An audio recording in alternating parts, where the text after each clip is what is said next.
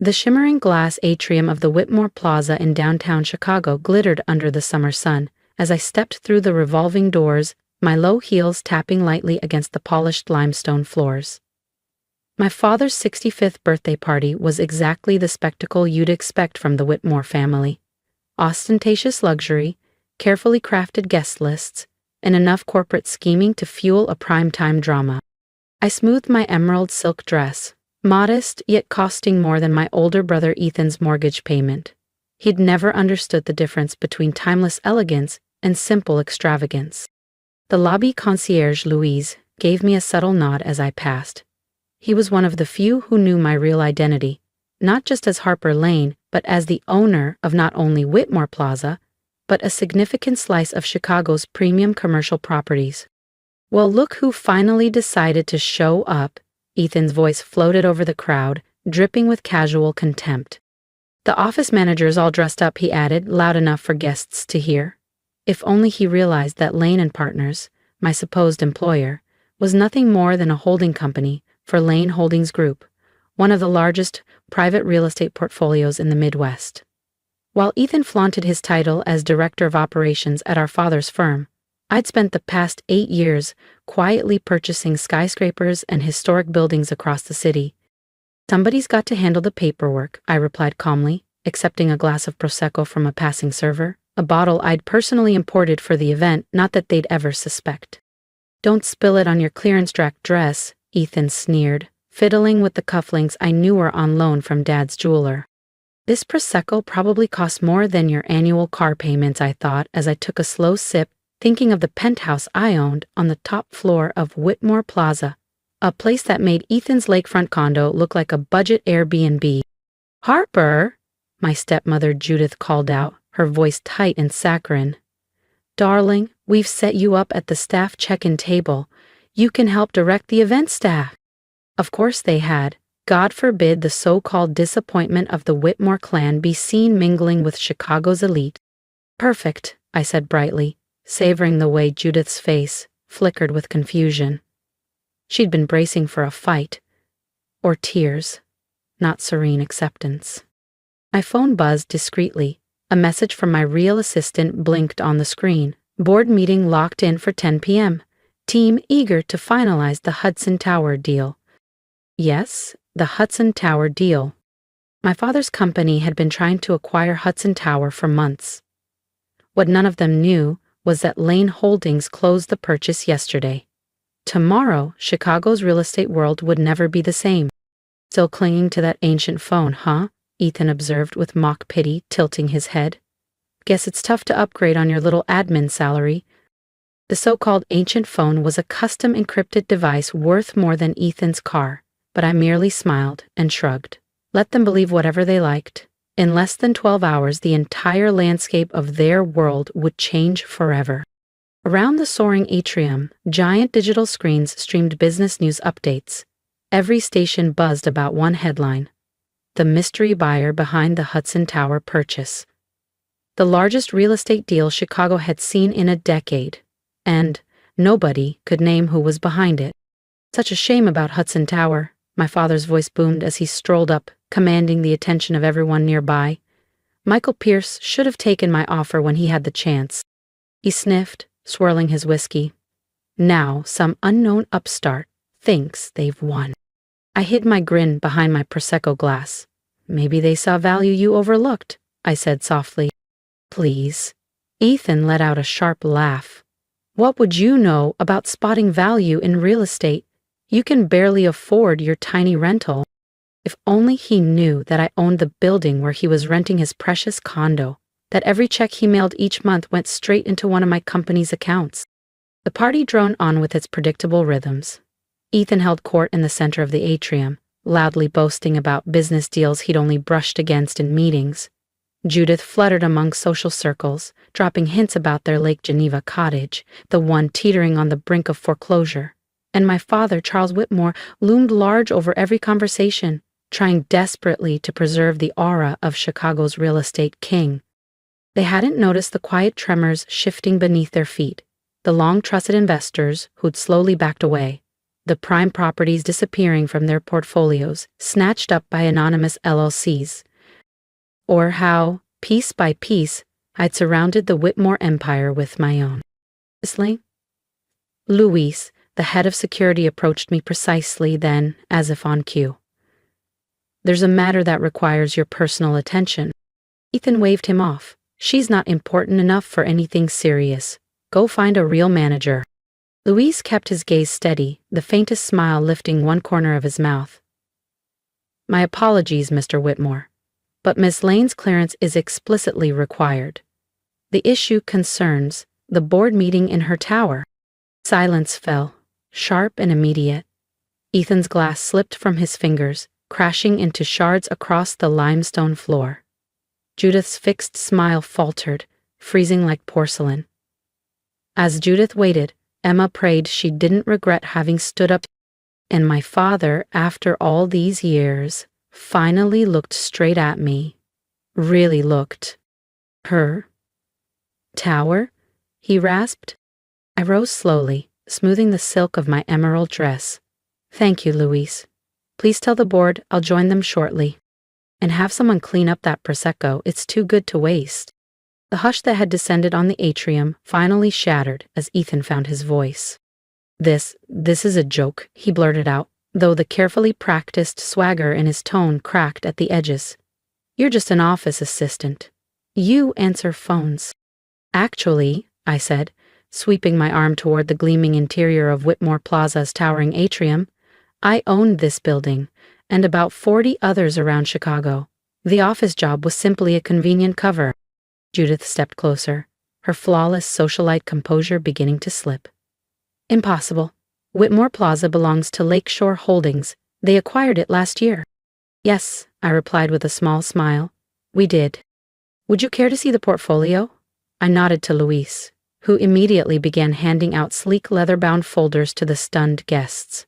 All around us, the giant lobby screens flickered, transitioning from muted news broadcasts to an elegant slideshow detailing Lane Holdings Group's assets across Chicago. "Whitmore Plaza," I narrated calmly as images rotated on the screens, "acquired in 2024. A crisp photo of a sleek high-rise appeared. "The Fulton Market Lofts, purchased last month. The entire Lakeshore East development, which we quietly bought from your company last year, although you believed you were selling to a group of European investors." My father's face blanched to ash. "The Lakeshore East development? But that was our flagship property." "Yes," I said, my voice steady, "and you sold it for 25% below market value because Ethan convinced you the market was tanking." I turned toward my brother, whose jaw was hanging slack. "By the way, those doom and gloom market reports you trusted, my team produced those." Ethan stumbled back a step, grabbing for a marble column to steady himself. No, I would have known." "Would you?" I asked softly. I tapped a command into my phone and the screens switched again, revealing fresh images. "Did you know who bought your condo building last year? Or who acquired the lakefront property next to your so-called private retreat? The one Judith has been angling to get invited to all summer?" Judith's hand shot to her chest, her diamonds glittering in the spotlights. You own the Lake Forest estate?" "And most of that shoreline now," I said, glancing at another message popping onto my phone, "including, as of about an hour ago, your house in Lake Geneva. The bank was eager to accept my offer after reviewing your latest refinancing documents." The atrium had fallen utterly silent. Chicago's elite watched the unfolding scene with thinly veiled awe. My father, once the unquestioned titan of Chicago's real estate scene, suddenly seemed frail and diminished. "How?" he whispered, voice breaking. "Where did you get the resources, the knowledge?" I stepped forward, centering myself beneath the towering lobby lights. "Remember when you said I needed to learn the business from the ground up? And if you're as eager as the Whitmers to discover what happens when secrets finally come to light, make sure you subscribe for the next chapter. Trust me, this story is only getting started." "That's exactly what I did," I said, lifting my chin. While Ethan was busy throwing cocktail parties for developers, I was poring over market data and economic trends. When Judith suggested I take a desk job to understand my place, I used that position to learn every facet of how buildings really operate. The massive lobby screens pulsed with new slides, revealing Lane Holdings Group's true empire, billions in assets, cutting-edge sustainability tech, and a reputation for tenant-first management that had made us the most desired landlord in the city. Every time you dismissed my ideas about sustainable design or community-driven investments, I continued, I put them into practice in my own portfolio. And while you were grooming Ethan for roles he could never handle, I was building something bigger, smarter. My phone buzzed yet again. A new email blinked across the top of the screen. Wall Street Journal requesting comment on Hudson Tower acquisition. Perfect.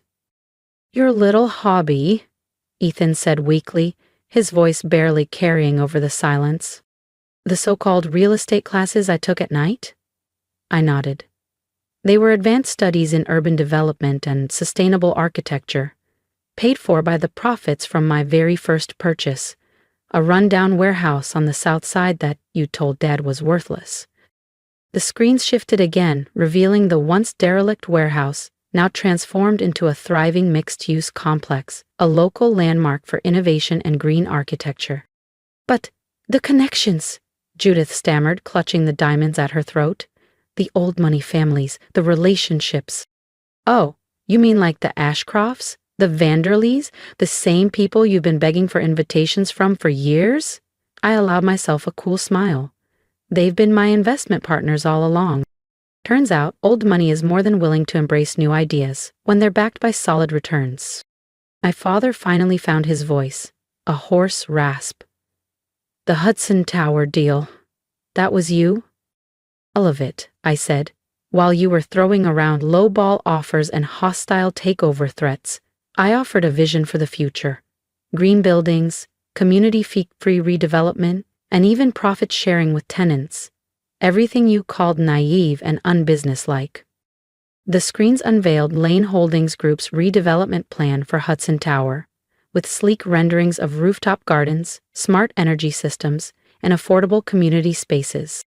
Your father built this company from nothing, Judith said, desperately trying to salvage the moment. You can't just come in and... Actually, I interrupted gently, I built something bigger than he ever imagined, without his name, without his connections, without his outdated methods. And I did it all while you thought I was answering phones. The next hour turned my father's birthday party into something entirely new. Chicago's real estate elite began circling me instead of Ethan, their eyes bright with curiosity and respect. Miss Lane, Thomas Calloway, a titan of Chicago development, stepped forward, his earlier arrogance replaced with genuine admiration. I had no idea you were the force behind the Innovation District project. Simply brilliant. The same Innovation District you dismissed when I pitched it 3 years ago, I reminded Thomas Calloway gently, back when I was just the office assistant with crazy ideas. Now, my phone wouldn't stop buzzing. Notifications rolled in one after another. Developers wanting meetings, investors offering congratulations, media outlets requesting interviews about Lane Holdings Group's sudden emergence. All around us, the towering lobby screens broadcast live updates as the news spread across Chicago's business networks. Mystery real estate mogul revealed. Harper Lane's hidden empire exposed. How one woman is reshaping Chicago's skyline. From admin desk to real estate powerhouse, the Harper Lane story. Ethan, still pale and stunned, snatched one of the leather portfolios from Luis and flipped through it with trembling hands. All these sustainability awards, these tenant satisfaction scores. His voice trailed off. They're yours? Every single one, I confirmed coolly, including the building you've been bragging about, that fancy loft where you keep hosting your networking events. By the way, your rent's due next week.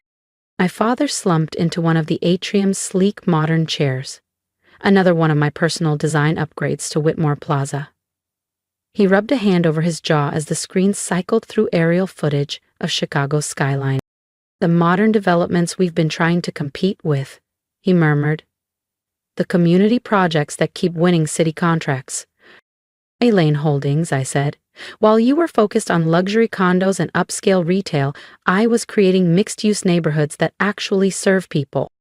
Affordable housing next to market-rate units, parks and green roofs, space for small local businesses and startups. The lobby screens now flashed sweeping drone views of neighborhoods that had once struggled, now transformed into lively districts.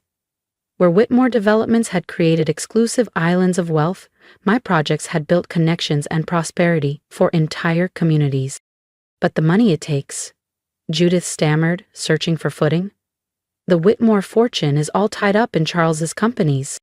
I never used the Whitmore fortune, I said evenly.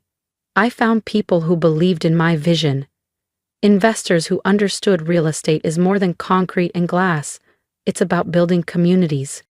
At that moment, Luis returned, this time escorting an elderly gentleman whose presence turned heads the moment he entered. Miss Lane, Luis said, his voice full of respect. Mr. Ashcroft insisted on offering his congratulations personally. Ethan's jaw fell open. The Ashcrofts were Chicago's old money royalty, names his endless social climbing had never touched. Harper, my dear. Edward Ashcroft extended his hand with a warm smile. The city's future is in good hands. I think it's time we tell them about the foundation, don't you think? Edward Ashcroft said, glancing toward me with a twinkle in his eye. I nodded, giving a quick signal to Luis. Instantly, the enormous lobby screens shifted, filling with vivid images and video clips of the Lane Community Foundation's work. Scholarships for underprivileged students, affordable housing complexes rising in neglected neighborhoods, grants for local small businesses and startups. You see, I said, turning to face my stunned family, while you were chasing social status and gala invitations, I was trying to create real change. Every property we acquire includes affordable housing, every development has space for local businesses, and every project prioritizes sustainability and community well-being. This will ruin you, my father said gruffly, as though clinging to an old argument. The market can't support all this idealism. Actually, Edward interjected smoothly, Lane Holdings' returns are currently the highest in the regional market. Turns out, doing good is very good business. On cue, the screens flickered to a slide of financial charts, record-breaking occupancy rates, unprecedented tenant retention figures, and profit margins that left traditional developers in the dust. The Hudson Tower deal, I continued, isn't just about buying more property. It's about transforming those spaces into something better. Solar panels on every roof, rooftop gardens, community workshops, job training programs for local residents.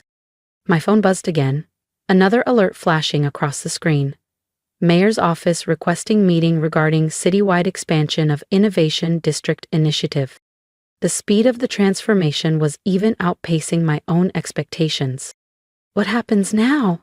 Ethan asked quietly, the arrogance finally drained from his voice. Now? I smiled, pulling up a fresh set of plans on the screens. Now, we change everything. Every building becomes energy efficient. Every development serves its neighborhood.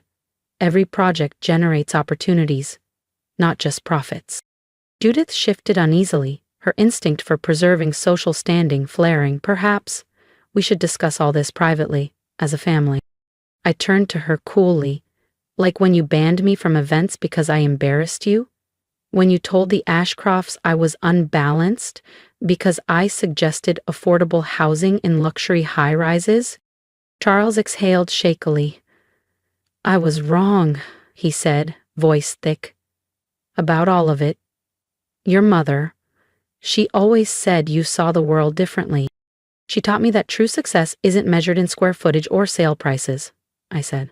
It's measured in lives improved, communities strengthened, futures made brighter. Outside, the glow of Chicago's streets spread below us. People were heading home, to buildings I owned.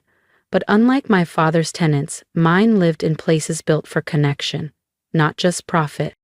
Tomorrow, I declared, raising my chin, Lane Holdings launches our boldest project yet, transforming every single property we own into a model of sustainable urban living.